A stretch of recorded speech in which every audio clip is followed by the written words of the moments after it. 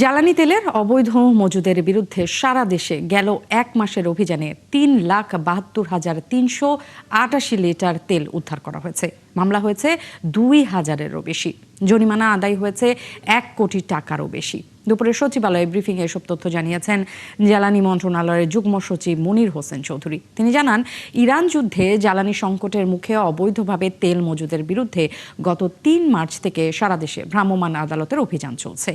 গতকাল বুধবার পর্যন্ত চালানো 4,824টি অভিযানে বিপুল পরিমাণ তেল জব্দ করা হয়েছে। দেশে এখনও তেলের পর্যাপ্ত মজুদ আছে বলেও দাবি করেন জ্বালানি বিভাগের এই মুখপাত্র। জ্বালানি সংকটে প্রতিদিন রাত 8টা থেকে সারা দেশে দোকানপাট, মার্কেট ও শপিং মল বন্ধ রাখার সিদ্ধান্ত নিয়েছে বাংলাদেশ দোকান ব্যবসায়ী মালিক সমিতি। আজ এক সংবাদ বিজ্ঞপ্তিতে জানানো হয়, বিদ্যুৎ ও জ্বালানি সাশ্রয়ে সরকারকে সহযোগিতার লক্ষ্যে নেওয়া হয় এই সিদ্ধান্ত। এর আওতায় বাইরে থাকবে হোটেল, ফার্মেসি, জরুরি সেবা ও কাঁচা বাজার। তবে এই সিদ্ধান্তের বিষয়ে জানে না বাংলাদেশ দোকান মালিক সমিতি। তাদের দাবি, উদ্ভূত পরিস্থিতিতে সরকারের সাথে আলোচনা করেই সিদ্ধান্ত নেওয়া হবে। অত্যন্ত উদ্বেগের সঙ্গে লক্ষ্য করছি যে কে বা কাহারা দোকান বন্ধের একটি সিদ্ধান্ত গ্রহণ করেছেন, যার মধ্য দিয়ে ওনারা প্রচারও শুরু করেছেন বিভিন্ন প্রচার মাধ্যমগুলোতে। এই ব্যাপারে আমাদের স্পষ্ট বক্তব্য হচ্ছে, বাংলাদেশ দোকান মালিক সমিতি এখনো ওই ধরনের কোনো সিদ্ধান্ত গ্রহণ করেনি। আমরা জানি সারা পৃথিবীতে এখন জ্বালানির সংকট চলছে। এখানে কিভাবে ক্ষুদ্র এবং মাঝারি ব্যবসায়ীরা কিভাবে বিদ্যুৎ সাশ্রয় করতে পারে, এই ব্যাপারে সবাই মিলিতভাবে একটা সিদ্ধান্ত গ্রহণ করে আমরা সেটা কার্যকর করার ব্যবস্থা গ্রহণ করব। দর্শক, এই নিয়ে আরো খবর জানাবেন সহকর্মী মেজবা হাসান। সরাসরি যুক্ত হচ্ছি তার সাথে। মেজবা, একটু জানতে চাই, রাত 8টায় দোকান বন্ধের সিদ্ধান্ত নিয়ে কি বলছে দোকান মালিকরা, আর ব্যবসায়ী মালিক সমিতি আর দোকান মালিক সমিতির বক্তব্য আলাদা হলো কেন? হ্যাঁ নেন্সি, আমরা দোকান মালিক সমিতি, বাংলাদেশের টোটাল যে দোকানগুলো আছে তাদেরকে নিয়ে হলে বাংলাদেশের দোকান মালিক সমিতি যেটা, সেটার সভাপতি হেলাল, আমরা তাদের সাথে মহাসচিবের সাথে কথা বলছিলাম। তারা যেটা বলছিলেন যে তাদের পক্ষ থেকে এখনো পর্যন্ত এমন কোনো বিজ্ঞপ্তি দেওয়া হয়নি, এবং যে দোকান মালিক ব্যবসায়ী সমিতির পক্ষ থেকে একটি বিবৃতি দেওয়া হয়েছে। তাদের ভাষায় এটিকে তারা ভুইফোড় একটি সংগঠন বলছে। আমরা যদিও যার পক্ষ থেকে বিবৃতি দেওয়া হয়েছে, গণমাধ্যমে পাঠানো হয়েছে, সেই সমিতির সাথে আমরা এখনো পর্যন্ত কোনো যোগাযোগ করতে পারিনি। আমরা দোকান মালিক সমিতির সাথে কথা বলছি। তারা যেটি বলছিলেন যে এখন পর্যন্ত তারা সরকারের সাথে কয়েক দফায় মিটিং করেছেন, এবং আগামী 4 তারিখ তাদের স্বরাষ্ট্রমন্ত্রী এবং বিদ্যুৎ মন্ত্রণালয়ের সাথে তাদের মিটিং রয়েছে। এই মিটিংয়ের পরবর্তী সিদ্ধান্ত অনুসারে তারা কিন্তু এই সিদ্ধান্ত নেবেন।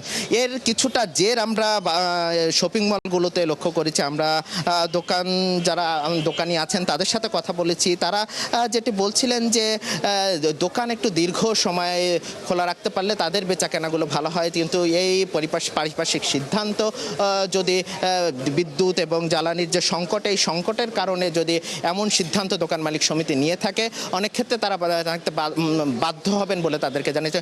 সবকিছু মিলে যে দোকান মালিক সমিতি, বাংলাদেশের যে দোকানগুলো আছেন সবকিছু তাদের যে প্যাট্রোনাইজ করে হলো দোকান মালিক সমিতি, যেটা যে মূল সংগঠন, সেই সংগঠনের পক্ষ থেকে কিন্তু এখন পর্যন্ত কোনো বিবৃতি দেওয়া হয়নি। এবং তাদের যে দাবি, তারা বলছে যে আগামী 4 তারিখে সরকারের সাথে তাদের বসাবসের কথা রয়েছে, এবং স্বরাষ্ট্র মন্ত্রণালয় এবং বিদ্যুৎ মন্ত্রণালয়ের সাথে বসে সিদ্ধান্ত নিয়ে কিন্তু পরবর্তীতে এই সিদ্ধান্ত জানাবেন।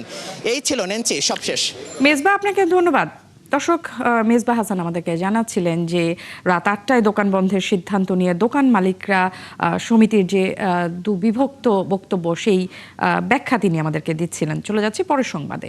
জ্বালানি তেলকে ঘিরে গ্রাহকদের চরম ভোগান্তির মধ্যেও থেমে নেই বিশেষ সুবিধা নেয়ার প্রতিযোগিতা, যে দৌড়ে এগিয়ে সরকারি আমলারা। ক্ষমতার দাপট দেখিয়ে কোনো রকম অপেক্ষা ছাড়াই তারা তেল নিচ্ছেন চাহিদা মতো। অন্যদিকে সবাইকে সাশ্রয়ের কথা বলে নিজেরা বাজার করার মতো ব্যক্তিগত কাজে ব্যবহার করছেন সরকারি যানবাহন। রাকিব হোসেনের রিপোর্ট, ছবি তুলেছেন শৈশব বর্মন। জ্বালানি তেল নিতে সাধারণ গ্রাহকদের এমন ভোগান্তি নিত্যদিনের।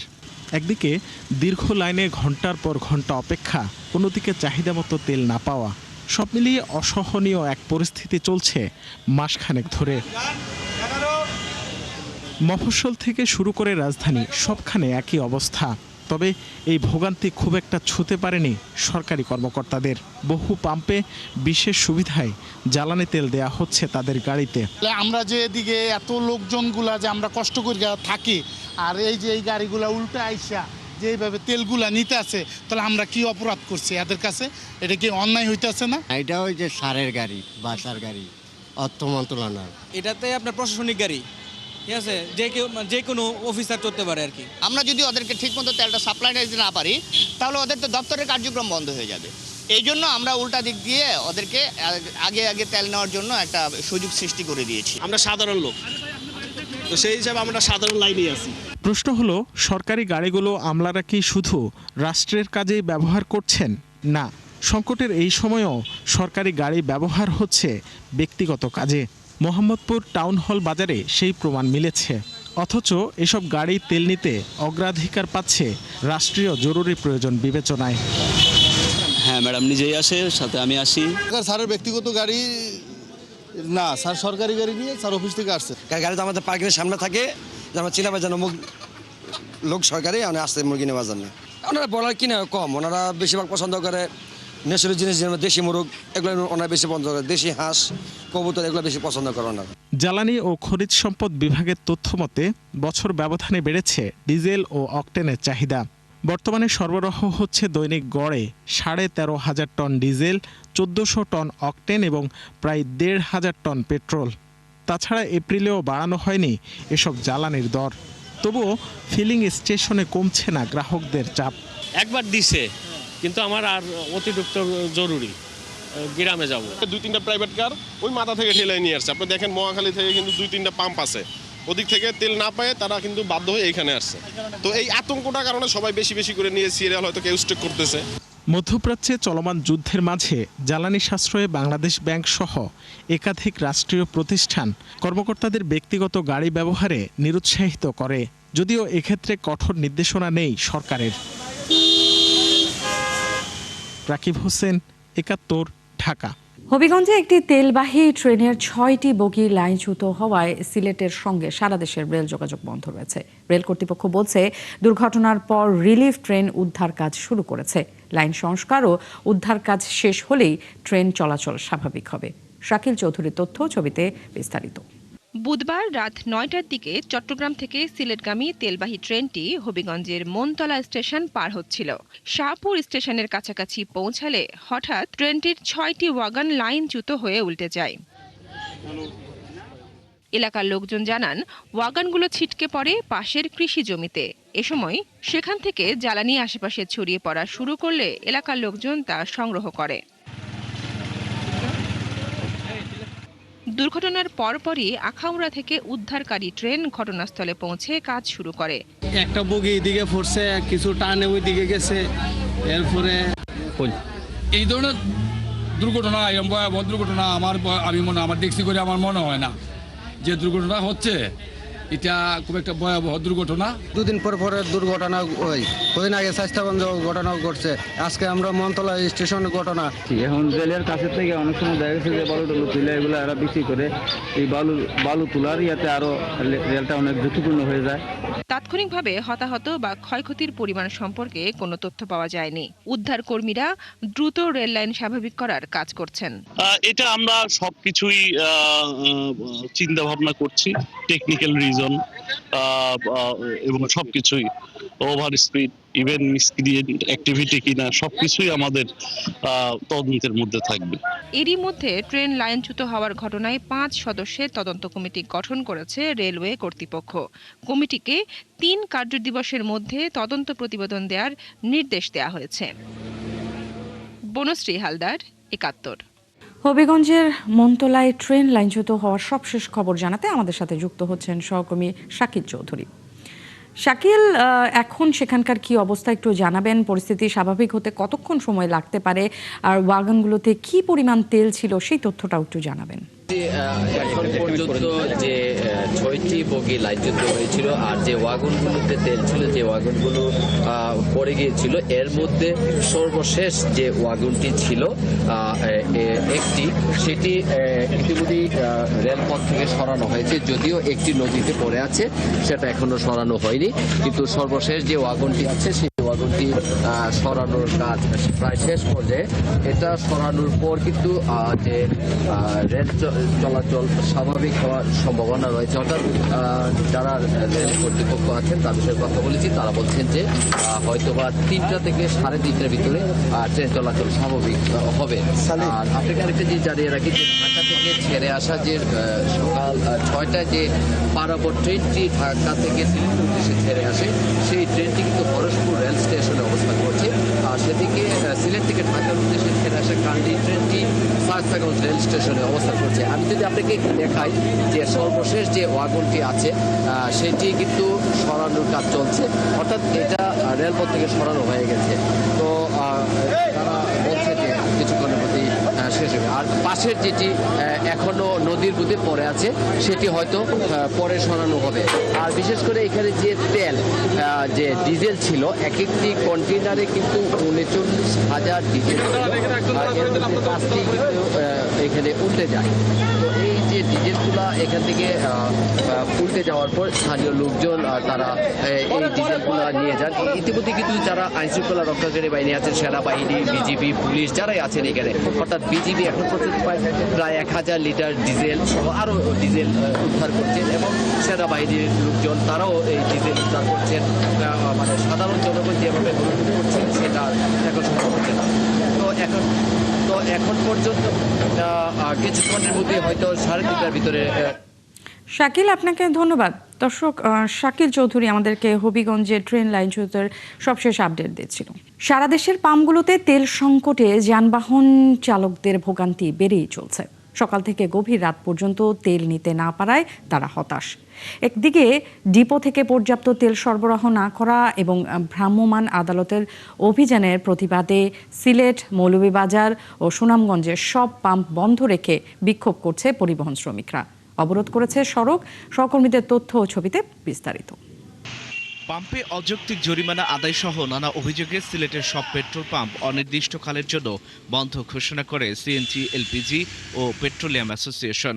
এদিকে পাম্পে জরিমানা ও নানাভাবে হয়রানির অভিযোগে সুনামগঞ্জে ও মৌলভীবাজারের পেট্রোল পাম্পগুলোও অনির্দিষ্টকালের জন্য বন্ধ রয়েছে। এদিকে সিএনজি ও পেট্রোল পাম্পে সব ধরনের জ্বালানি বন্ধের প্রতিবাদে মহাসড়ক অবরোধ করে বিক্ষোভ করে পরিবহন শ্রমিকরা। আমরা তো জানি না, সকালে আইসি পাম্প পাইয়া দেখি বদ্ধ। সুনামগঞ্জ ওখানে গেছে ওই না, আমরা তো জানি না, আমরা তো জানানোর দরকার ছিল। যশোর শহরে জ্বালানি তেলের তীব্র সংকটে বিপাকে পড়েছেন সাধারণ মানুষ। শহরের বেশিরভাগ পেট্রোল পাম্পে তেল না থাকায় পাম্পেই বন্ধ রাখা হয়েছে।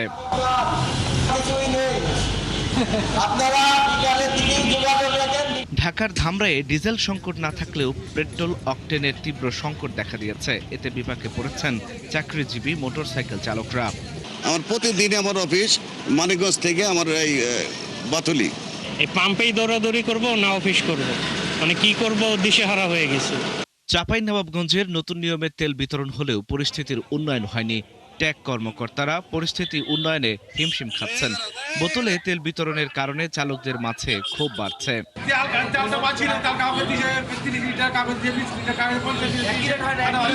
পটুয়াখালীর কলাপাড়ার আন্ধারমানিক নদীতে নোঙর করে রাখা ট্রলার থেকে 31 ব্যারেল পেট্রোল ও ডিজেল জব্দ করেছে প্রশাসন। এর মধ্যে ডিজেল 3200 লিটার এবং পেট্রোল 3000 লিটার। ট্রলারটি বিসমিল্লাহ ফিলিং স্টেশন থেকে তেলগুলো নিয়ে যায়। তাদের বিস্ফোরক লাইসেন্স রয়েছে, কিন্তু আমাদের বিসমিল্লাহ ফিলিং স্টেশনের যে ম্যানেজার সাহেব উনি এগুলো ভাউচার ব্যতীত আমাদেরকে ইনফর্ম না করেই তার কাছে বিক্রি করেন। নরসিংদীতে পেট্রোল ও অকটেনের তীব্র সংকটে চরম ভোগান্তিতে পড়েছেন মোটরসাইকেল চালকরা। সময় মতো পৌঁছাতে পারছেন না কর্মক্ষেত্রে। পেট্রোল না থাকায় জনপ্রতি মোটরসাইকেলে 300 ও প্রাইভেট কারে 700 টাকার অকটেন দেয়া হচ্ছে। একদিনই মাটি হয়ে যায়, কি কাজ করবো আর কি আয় করবো মানুষ। এখন 3 দিন ধরে তেলের জন্য ঘুরতেছি, তেল পাইতেছি না, ভোগান্ত ভুগতেছি আমরা। এক সকালে আইসি, এখন বাজে মনে করেন 2টা। ডিজেলও দিচ্ছি, অকটেনও দিচ্ছি, পেট্রোলটা নাই। চুয়াডাঙ্গার ফিলিং স্টেশন সংশ্লিষ্টরা জানান, আগে প্রতিদিন একটি স্টেশনে 1 থেকে 1,500 লিটার পেট্রোল বিক্রি হতো। বর্তমানে সেই পরিমাণ বেড়ে দাঁড়িয়েছে 4 থেকে 4,500 লিটারে। মানিকগঞ্জে পেট্রোল, অকটেন, ডিজেলের অবৈধ মজুদ ঠেকাতে অভিযানে নেমেছে ভোক্তা অধিকার সংরক্ষণ অধিদপ্তর। সদর উপজেলার ভাড়ারিয়া, বালিরটেক, কাফাটিয়া বাজার সহ কয়েকটি বাজারে অভিযান পরিচালনা করা হয়। মুন্সিগঞ্জের ফিলিং স্টেশনগুলোতেও গত কয়েকদিন ধরে উপচে পড়া ভিড় লক্ষ্য করা যাচ্ছে। বিশেষ করে মোটরসাইকেল ও গণপরিবহনের চালকেরা সকাল থেকেই পাম্পগুলোতে ভিড় করছেন। আল ইমরান, ৭১। দর্শক, এই নিয়ে বিস্তারিত জানাতে আমাদের সাথে যুক্ত হচ্ছেন সহকর্মী মুহিত দিদার সিলেট থেকে। দিদার, একটু জানতে চাই, আমরা বিভিন্ন গণমাধ্যমে দেখেছি এই ধর্মঘট নিয়ে একটি পক্ষ বলছে ধর্মঘট চলছে, আবার একটি পক্ষ বলছে স্থগিত রয়েছে। এখন আসলে সার্বিক পরিস্থিতিটা কি? ন্যান্সি, আপনাকে জানিয়ে রাখি, কিছুক্ষণ আগে, প্রায় 5 মিনিট আগে সিলেট বিভাগে যে পেট্রোল পাম্প ধর্মঘট এটা প্রত্যাহার করা হয়েছে। আমাদেরকে এই কথাটি জানিয়েছেন পেট্রোল পাম্প অনার্স অ্যাসোসিয়েশনের যে সাধারণ সম্পাদক হুমায়ুন আহমদ। তিনি আমাদেরকে জানিয়েছেন যে তারা ধর্মঘট প্রত্যাহার করেছেন, দুপুর 2টার সময় তারা প্রত্যাহার করেছেন। প্রত্যাহারের পরপরই পেট্রোল পাম্পগুলো খুলে দেওয়া হয়েছে। আপনারা দেখতে পাচ্ছেন যে আমি সিলেট নগরীর জিন্দাবাজার এলাকায় আছি। এখানে মোটরসাইকেল চালক যারা আছেন তারা পেট্রোল নিচ্ছেন। এখানে আমরা পেট্রোল পাম্পে কথা বলেছি, পেট্রোল পাম্প যারা দায়িত্বে আছেন তাদের সাথে। তারা বলেছেন যে তাদের কাছে অকটেন কিছুটা কম হলে পেট্রোল আছে, তারা পেট্রোল যারা চালক আছেন তাদেরকে পেট্রোল দিচ্ছেন।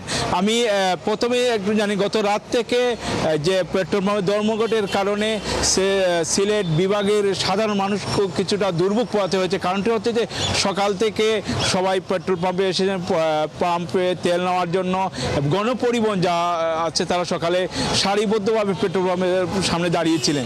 পেট্রোল না পাওয়াতে অনেকে হতাশা ব্যক্ত করেছেন এবং অনেকেই বলেছেন যে তারা সকালে শহর থেকে দূরে যাওয়ার জন্য সিএনজি অটোরিক্সাতে উঠেছেন। তারা যে স্বাভাবিক যে ভাড়া আছে সে ভাড়া থেকে তারা দ্বিগুণ চাইছেন।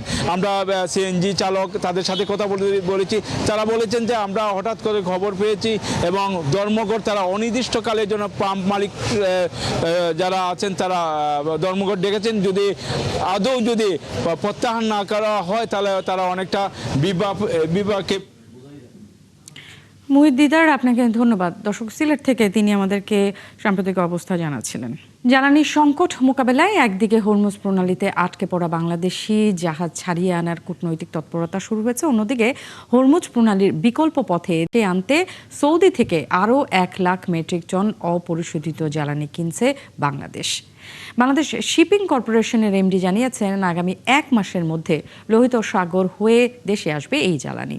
সাইফুল ইসলাম শিল্পীর তথ্য ছবিতে প্রতিবেদন। মধ্যপ্রাচ্যে যুদ্ধ শুরু হওয়ার পর থেকে বাংলাদেশের জন্য কেনা 1 lakh metric ton crude oil বা অপরিশোধিত জ্বালানি নিয়ে হরমুজ প্রণালীতে আটকে পড়ে এমটি নর্ডিক পলুক্স নামে একটি জাহাজ। বাংলাদেশ শিপিং কর্পোরেশন জানিয়েছে, জাহাজটি বর্তমানে সৌদি আরবের রাস তনুরা বন্দরে আটকে আছে। বিপিসি এবং পররাষ্ট্র মন্ত্রণালয়ের সহায়তায় আমরা ইরানিয়ান কর্তৃপক্ষের কাছ থেকে স্পেশাল ক্লিয়ারেন্স নেওয়ার চেষ্টা করছি। আশা করছি শীঘ্রই যদি পেয়ে যাই তাহলে জাহাজটা স্টেট অফ হরমুজ দিয়ে বের হয়ে সরাসরি চট্টগ্রামে আসবে। এই অবস্থায় 1 লাখ মেট্রিক টন ক্রুড কিনে তা হরমুজ প্রণালীর ঠিক বাইরে লোহিত সাগর দিয়ে দেশে আনছে বাংলাদেশ। বিএসসির এমডি জানান, আগামী 20 এপ্রিল এই জ্বালানি দেশে আসবে। এই দুইটা যদি কার্গো, দুইটা পার্সেল যদি আমরা আমাদের ইয়ারকে দিতে পারি তাহলে আমাদের যে বর্তমান জ্বালানি সংকট বড় অংশে লাঘব হবে। বিকজ বাকি যে রিফাইন্ড যে প্রোডাক্টগুলো পাবো, বিশেষ করে ডিজেল থেকে শুরু করে অন্যান্য আইটেমগুলো আমরা বাজারে সরবরাহ বেড়ে যাবে। ব্যবসায়ীরা আরও জানান, মধ্যপ্রাচ্যের যুদ্ধের কারণে জ্বালানি সংগ্রহে বাংলাদেশকে কিছুটা বেকায়দায় পড়তে হচ্ছে। এই বিকল্প পথের পাশাপাশি ইরানের সাথে কূটনৈতিক আলোচনাও চালিয়ে যাওয়া দরকার। বিশ্বের প্রতিটা দেশে এফেক্টেড হচ্ছে। এখন যাদের কূটনৈতিক যেই চ্যানেলের যে নেগোসিয়েশন এবং যার রিলেশনশিপ ইরানের সাথে হোক বা অন্যান্য দেশের সাথে ভালো, এরা কিন্তু এখন একটা অ্যাডভান্টেজ পাওয়ার সুযোগ আছে। এদিকে দেশের একমাত্র জ্বালানি শোধনের প্রতিষ্ঠান চট্টগ্রাম ইস্টার্ন রিফাইনারির একজন সাবেক কর্মকর্তা জানান, আটকে থাকা জাহাজে 1 লাখ মেট্রিক টন এবং নতুন কেনা আরও 1 lakh metric ton crude oil পরিশোধন করে পাওয়া যাবে 52,000 metric ton diesel, 48,000 metric ton furnace oil, 32,000 metric ton petrol, 42,000 metric ton kerosene এবং 16,000 মেট্রিক টন অকটেন। এই 2 লাখ টনের পাশাপাশি যেটা ঘাটতে হবে, যেমন ডিজেল যেটা 52,000 টনের বাইরে যেগুলো লাগবে, এগুলো যাতে আবার বাইরে থেকে ইম্পোর্ট করে নিয়ে আসে, আমরা যাতে ক্রাইসিসে না পড়ি, সেটা সরকারকে উদ্যোগ নিতে হবে। আর এই 2 লাখ টন যে টাইম মতো আসবে, সে ব্যাপারে সরকারের তৎপরতা অব্যাহত রাখা উচিত। বহির্বিশ্বের নানান সংকটেও গত মার্চ মাসে LPG, LNG, crude oil, diesel সহ নানান প্রয়োজনীয় জ্বালানি নিয়ে 40টি জাহাজ দেশে এসেছে। শাকিলা শম্পা, 71। ভূমিকম্প পরবর্তী পরিস্থিতি মোকাবেলায় বিভিন্ন সংস্থা থেকে 1,45,000 স্বেচ্ছাসেবকের খসড়া তালিকা তৈরি হয়েছে বলে জানিয়েছেন দুর্যোগ ও ত্রাণমন্ত্রী আসাদুল হাবিব তুলু। দুপুরে সচিবালয়ে প্রধানমন্ত্রীর সঙ্গে বৈঠক শেষে সাংবাদিকদের তিনি বলেন, ঢাকা উত্তর দক্ষিণ মিলিয়ে 445টি আশ্রয় কেন্দ্র চিহ্নিত করা হয়েছে। ভূমিকম্প সচেতনতার বিষয়টি শিক্ষা কারিকুলামে অন্তর্ভুক্ত করার চিন্তাও করছে সরকার। এজন্য শিক্ষকদেরকেও প্রশিক্ষণের আওতায় আনা হবে বলে জানান মন্ত্রী। ইতিমধ্যে বিভিন্ন সংস্থা, বিশেষ করে রেড ক্রিসেন্ট, ফায়ার সার্ভিস এবং আনসার ভিডিপি মিলে আমরা 1,45,000 একটা খসড়া তালিকা ওনাদের কাছ থেকে পেয়েছি। সেটাকে আমরা এখন যাচাই করে আমরা এটাকে ট্রেনিংয়ের মধ্যে নিয়ে আসব। ঢাকার দক্ষিণ এবং উত্তর মিলে প্রায় 445টি আশ্রয়স্থল চিহ্নিত করা হয়েছে। সেগুলোকে জনগণকে সচেতন করব, যাতে করে এই ধরনের যখন ভূমিকম্প হবে তারা দ্রুত সময়ের জন্য সেখানে আশ্রয় নিতে পারে। এই বিষয়গুলো আলোচনা হয়েছে। আর উনি আরও কিছু নির্দেশনা দিয়েছেন আমাদেরকে, সেগুলো নিয়ে আমরা কাজ করছি। আমরা হয়তো আবারও ওনার সঙ্গে এই ব্যাপারে মিলিত। হাম বজ্রপাতের মতো এসেছে, সরকারের কোনো প্রস্তুতি ছিল না বলে জানিয়েছেন স্বাস্থ্যমন্ত্রী সরদার সাখাওয়াত হোসেন। তিনি জানান, দেশে হামের প্রাদুর্ভাব বাড়ায় আগামী রোববার থেকে বিশেষ জরুরি টিকাদান ক্যাম্পেইন শুরু হচ্ছে। শ্যামলী শিশু হাসপাতালে হামজনিত নিউমোনিয়া শ্বাসকষ্টের চিকিৎসায় বাবল সিপের ব্যবহার বিষয়ে হাতে কলমে প্রশিক্ষণ দেখতে গিয়ে সাংবাদিকদের তিনি কথা জানান। এককালীন ডোজের পরে আর মিজেলসের টিকার প্রোগ্রামটা হয়নি। আমরা 604 কোটি টাকা, যেটা অব্যয়িত টাকা ছিল করোনাকালীন সময়ের, ওই টাকাটা আমরা শিফট করে আমরা এডিবির মাধ্যমে ইউনিসেফ থেকে আমরা মিজেলসের টিকা সহ অন্য টিকা কালেক্ট করতে যাচ্ছি, which is against the money of 604 crores। এটা পাইতে হয়তো আমাদের আরো 1-1.5 মাস, খুব এক্সপিরিয়েন্ট করলেও 45 ডেজের মতো টাইম লাগবে। মিন হোয়াইল আমরা গতকাল গ্যাবির কাছ থেকে আমরা 21.9 million doses of measles vaccine আমরা along with the syringe and other auxiliaries we are going to receive it today, and we are going to disburse and distribute throughout the countries. জ্বালানি সংকট মোকাবেলায় school কলেজে সশরীরে ক্লাসের পাশাপাশি online বা blended শিক্ষা কার্যক্রম নিয়ে চূড়ান্ত সিদ্ধান্ত হতে পারে আজ। বিষয়টি নিয়ে নীতিগত আলোচনা সম্পন্ন হয়েছে। আজ মন্ত্রিসভার বৈঠকে এই প্রস্তাবটি উত্থাপনের কথা রয়েছে। বৈশ্বিক জ্বালানি সংকটের প্রেক্ষাপটে বিশ্ববিদ্যালয় ছাড়া মহানগর এলাকার শিক্ষা প্রতিষ্ঠানে অনলাইন ও সশরীরে মিলিয়ে ক্লাস চালু করার উদ্যোগ নিয়েছে শিক্ষা মন্ত্রণালয়।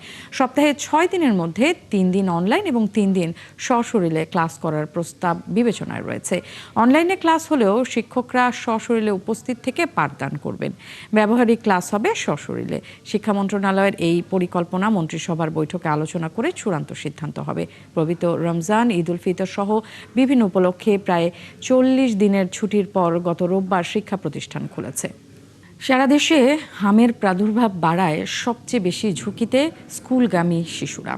শিক্ষা প্রতিষ্ঠানগুলোতে পর্যাপ্ত স্বাস্থ্য নিরাপত্তা পরিকল্পনা ও জরুরি প্রস্তুতির ঘাটতি স্পষ্ট। এমন অবস্থায় স্কুলে বাচ্চাদের পাঠাতে দ্বিধায় অভিভাবকরা। আর বিশেষজ্ঞরা বলছেন, সচেতনতার পাশাপাশি স্কুল ভিত্তিক কার্যকর ব্যবস্থা নিলেই কমানো সম্ভব এই সংক্রমণের ঝুঁকি। জুলিয়া তানহার প্রতিবেদন। সম্প্রতি হামের প্রাদুর্ভাব বাড়তে থাকায় সবচেয়ে বেশি ঝুঁকিতে স্কুল পড়ুয়া শিশুরা। তবে এই সংক্রমণ মোকাবিলায় শিক্ষা প্রতিষ্ঠানগুলোয় নেই তেমন কোনো স্বাস্থ্য নিরাপত্তা পরিকল্পনা বা জরুরি প্রস্তুতি। দিনের বড় একটি সময় শিশুরা অবস্থান করে স্কুলে। একই বেঞ্চে বসা, খেলাধুলার সময় ঘনিষ্ঠ সংস্পর্শ, খাবার বা পানির বোতল ভাগাভাগি আর হাঁচি কাশির শিষ্টাচার না মানায় সংক্রমণের ঝুঁকি বাড়ছে বহুগুণ।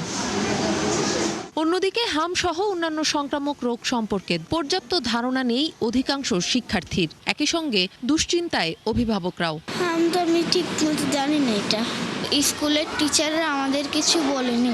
অনেক ভয় লাগে, আম্মু প্রতিদিন বলে দেয় যে কারোর হাম হলে কাছে যাবা না। এখন পর্যন্ত স্কুল থেকে কোনো পদক্ষেপ নেয়নি, বাসায় যতটুকু সেফ রাখা যায় ওই রকম আর কি চেষ্টা করি।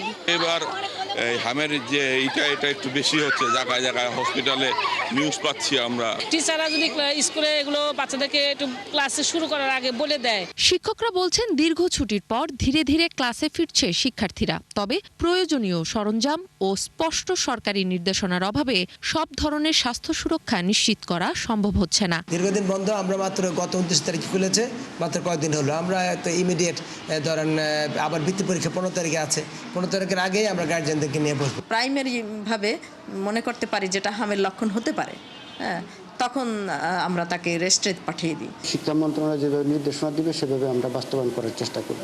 বিশেষজ্ঞ টিমের পরামর্শ নিয়ে করতে হবে কাজটা, যে আমাদের কি করণীয় রয়েছে এক্ষেত্রে। আর জনস্বাস্থ্য বিশেষজ্ঞরা বলছেন শুধু সচেতনতা নয়, স্কুল ভিত্তিক স্বাস্থ্য নিরাপত্তা পরিকল্পনা বাস্তবায়ন এখন সময়ের দাবি। 1 জন থেকে 18 জন, 18 জন থেকে যদি প্রতিজনের ক্ষেত্রে আরও 18 জন হয়, অর্থাৎ খুব কম সময়ের মধ্যে পুরো স্কুলটি সংক্রমিত হয়ে যাবে। শুধু সরকারি পর্যায় থেকে অফিস আদেশ বা সার্কুলার জন্য অপেক্ষা না করে স্কুলের পক্ষ থেকে শিশুদেরকে একটি গাইডলাইন দেওয়া উচিত, শিশুর পরিবারকেও লিখিত একটি গাইডলাইন পাঠানো উচিত। পরিস্থিতি নিয়ন্ত্রণের বাইরে যাওয়ার আগেই কার্যকর সতর্কতা নেওয়া গেলে সংক্রমণের ঝুঁকি অনেকটাই কমানো সম্ভব বলেও মত এই বিশেষজ্ঞের।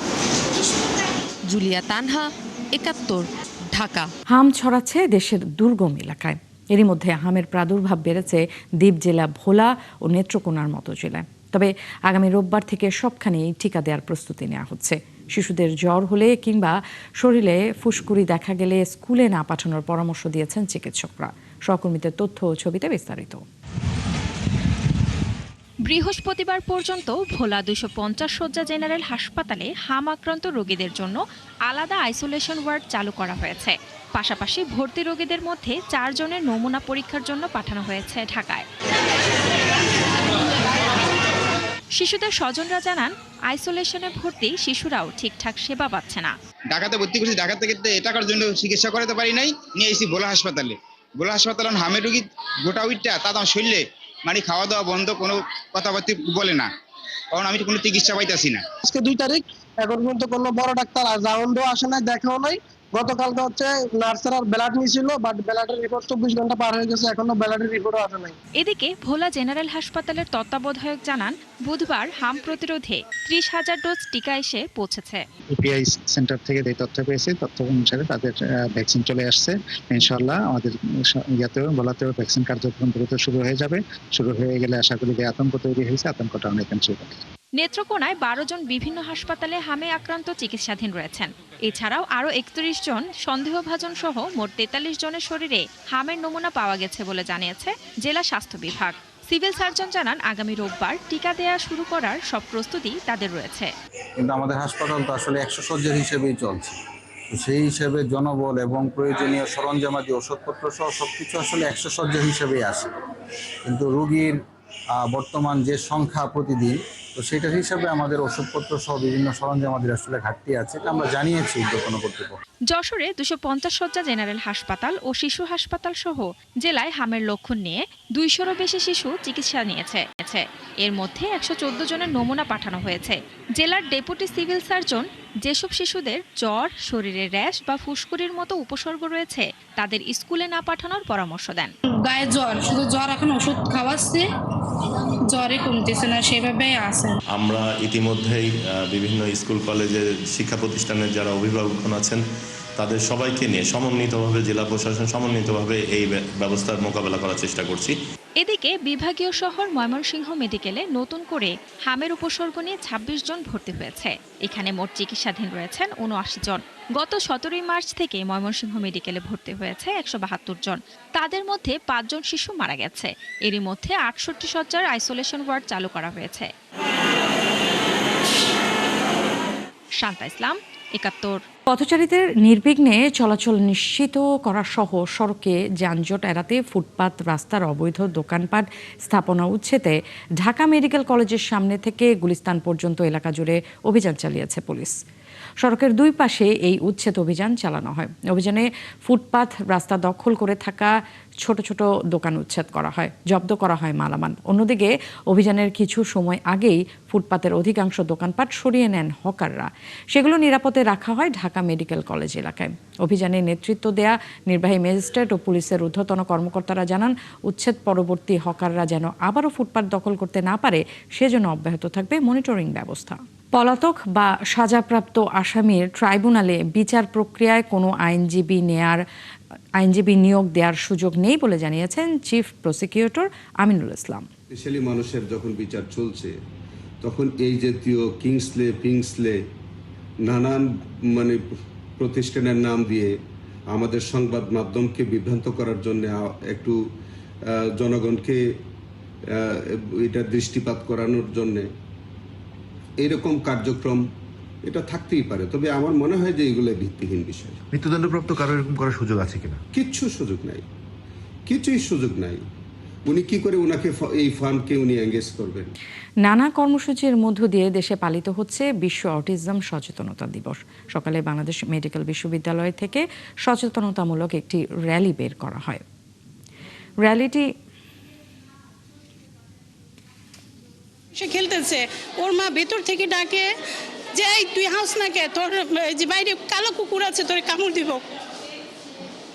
তখন কেমন লাগতে পারে একটা মায়ের? কোনো কথা বলিনি, আমি এসে পড়ছি। কথাগুলো বলতে বলতে ভেঙে পড়েন এক মা। চোখের পানিতে ভেসে ওঠে প্রতিদিনের অপমান আর একাকিত্বের গল্প। যে নিজের মানুষগুলো এরকম করে দেখে, তাহলে আমার এই বাচ্চাটা যাইব কই? অথচ এমনটা কি ঘটার কথা ছিল? আইন বলছে সবার অধিকার সমান, কিন্তু বাস্তবতা প্রতিনিয়ত এক অদৃশ্য লড়াই। অটিজম বৈশিষ্ট্য সম্পন্ন শিশুদের নিয়ে ঘরে বাইরে যুদ্ধ করছেন প্রতিটি পরিবার। ফুল তুলিতে চায়। অটো রিক্সারাও যখন দেয় আমাদের বাচ্চাদের আচরণ একটু ভিন্ন রকম, চালিয়ে চলে যায়, নিবে না। বাসের সিটে আমাদের প্রায় দাঁড়ায় আসতে হয়। অনেক কাছের আত্মীয়রাও কিন্তু আমাদের বাচ্চাকে ভালোভাবে দেখে না। এই কষ্টই ধীরে ধীরে দূরে ঠেলে দিচ্ছে তাদের মূল স্রোত থেকে। বিশেষজ্ঞরা বলছেন আইনের সামান্য বাস্তবায়ন হলেও চিত্রটা হতো ভিন্ন। যতটুকু আছে আইনটার মধ্যে সেটাও যদি আমরা বাস্তবায়ন করি বা সেটার যদি আমরা একটা ভগ্নাংশ যদি আমরা বাস্তবায়ন, তাহলেও কিন্তু প্রতিবন্ধী মানুষের অধিকার নিয়ে কোনো সমস্যা হওয়ার কথা নাই। অটিজম কোনো সীমাবদ্ধতা নয়, বরং অনেক সময় এটি ভিন্নধর্মী এক প্রতিভা। সঠিক পরিবেশ পেলে তারাও পারে আলোর মতো ছড়িয়ে পড়তে।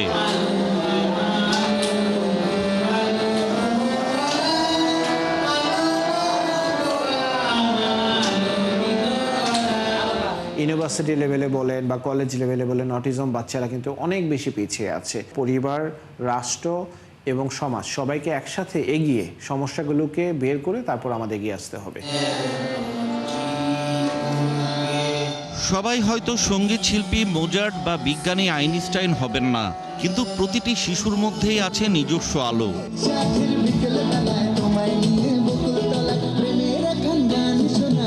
কেউ সুর তোলেন গানে গানে, কারো আলো ফুটে ওঠে রঙে, সুতোয় কিংবা প্রযুক্তির পদ্মায়। নিলয়, রাফি, নাফি, আফরিন, রামিসা, আয়শা প্রত্যেকেই শিখছে নিজের মতো করে বাঁচতে, এগিয়ে যেতে। রাজধানীর একটি বুদ্ধি প্রতিবন্ধী স্কুল এবং পুনর্বাসন কেন্দ্রে তাদের এই ছোট ছোট স্বপ্নের চর্চা হয়তো একদিন বড় আলো হয়ে ফুটবে। প্রত্যেকের মাঝে প্রতিভা আছে, এদের প্রতি করুণা না করে আমাদের হাত প্রসারিত করে এদের পাশে দাঁড়িয়ে এদেরকে উৎসাহিত করি, এদের বাবা মাকে উৎসাহিত করি। বাংলাদেশে অটিজম বৈশিষ্ট্য সম্পন্ন মানুষের সঠিক কোনো পরিসংখ্যান নেই, তবে ধারণা 20 লাখের বেশি। এত বড় একটি জনগোষ্ঠীকে ফেলে কখনোই সম্ভব নয় টেকসই উন্নয়ন। অটিজম কোনো রোগ নয়, এটি একটি ভিন্নতা, যেখানে একজন মানুষ সব কিছু দেখেন এবং বোঝেন আলাদা করে। এদের অনেকের বুদ্ধি এবং মেধা দেখলে আমরা অনেক সময় অবাক হই। সচেতনতা, সহযোগিতা, সহমর্মিতা এবং রাষ্ট্রীয় পৃষ্ঠপোষকতা পেলে এদের অনেককেই সমাজের মূল স্রোতে ফিরিয়ে আনা সম্ভব। আসুন ভিন্নতাকে আমরা স্বীকার করি, সবাইকে নিয়ে অংশীদারিত্বমূলক বাংলাদেশ গড়ি। ইমেল মাহবুব, ৭১, ঢাকা। দর্শক, চলছে সংবাদ সংযোগ। সরাসরি সংবাদ অনুষ্ঠান দেখতে চোখ রাখুন ৭১-এর ফেসবুক পেজে এবং সাবস্ক্রাইব করুন ৭১-এর ইউটিউব চ্যানেলে। থাকুন ৭১-এর সাথেই।